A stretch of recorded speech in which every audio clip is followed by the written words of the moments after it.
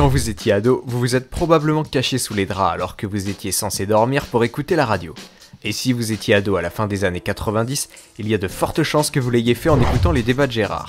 Et même si ce n'est pas le cas, je vous propose de vous faire découvrir cette émission qui ne ressemble à rien d'autre. Ah merde!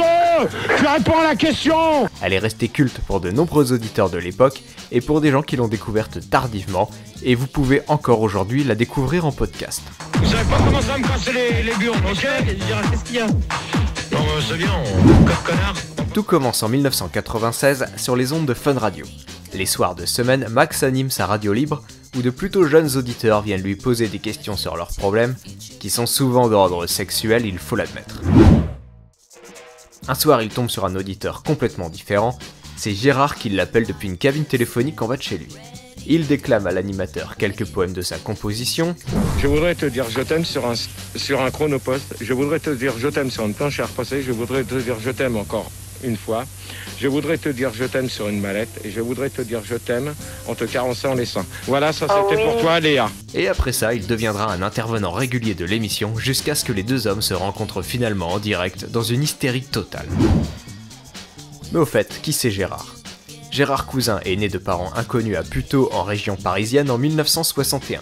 Il est pris en charge par la DAS et il grandira dans plusieurs familles d'accueil.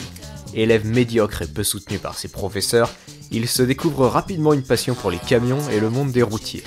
Après son service militaire et de petits emplois qui ne l'intéressent pas, il passe une formation de chauffeur routier et prend la route. Si vous aimez la route, allez-y, foncez dedans. Hélas, ce bonheur est de courte durée puisque suite à un accident provoqué par une plaque de verglas, Gérard ne peut plus conduire son camion.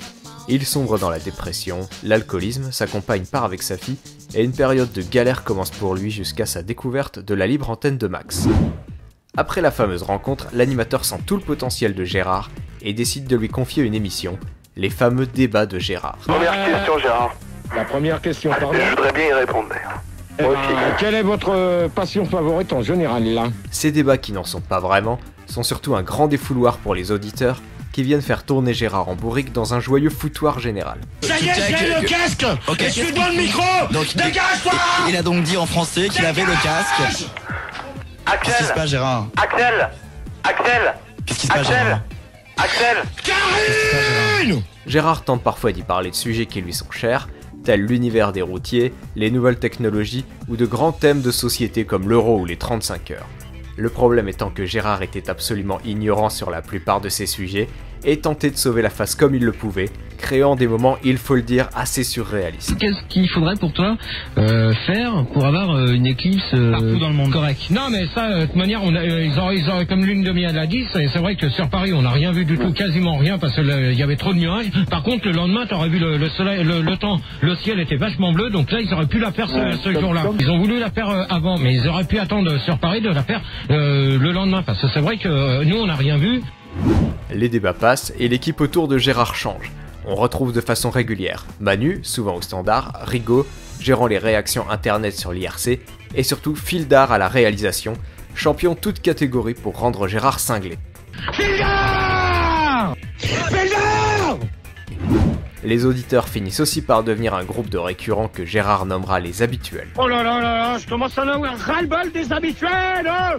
Leur objectif sera de passer dans chaque débat, sous divers pseudonymes complètement débiles pour ne pas être reconnus de Gérard, et le titiller pour le faire hurler.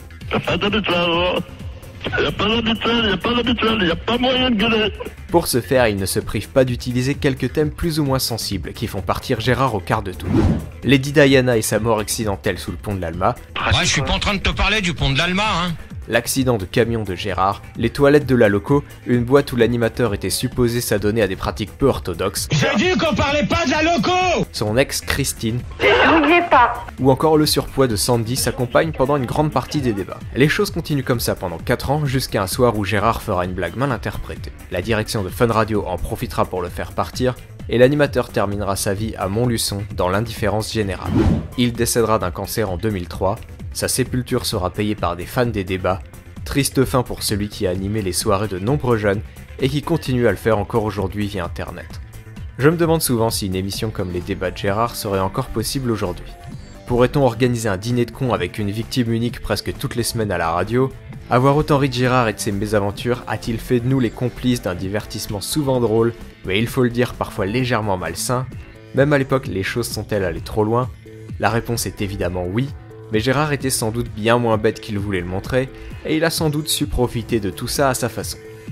Il y a évidemment plein d'aspects des débats que je n'ai pas évoqués pour aller plus vite, alors je vous invite vraiment à découvrir vous-même ce grand moment de folie furieuse radiophonique, témoignage d'une époque clairement révolue.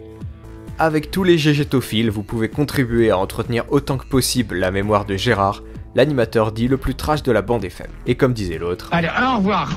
Bonne nuit. C'est clair et net. C'est pas la peine d'appeler. C'est clair et net. Non, je veux pas le savoir. C'est clair et net. C'est pas la peine d'appeler. C'est clair et net. Non, je veux pas le savoir.